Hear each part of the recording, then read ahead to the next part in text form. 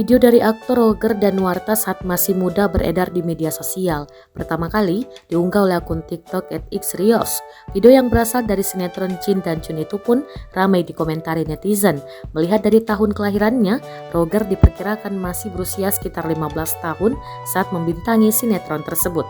Penampilan Roger muda di video yang kini viral itu disebut seperti campuran beberapa idol Korea, mulai dari Jungkook BTS hingga Chanyeol EXO. Wajah Roger ketika masih muda kini mendapatkan banyak pujian. Roger merupakan putra bungsu penata rambut dan perancang busana ternama Johnny Danuarta. Menikah dengan Cut Ratu Meriska, Roger diketahui mengawali karir lewat sinetron Jin dan Jun sebagai bintang tamu.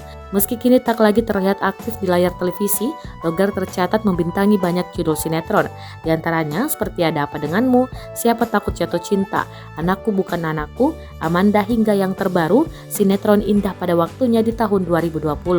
Roger juga pernah mencoba peruntungan di dunia tarik suara.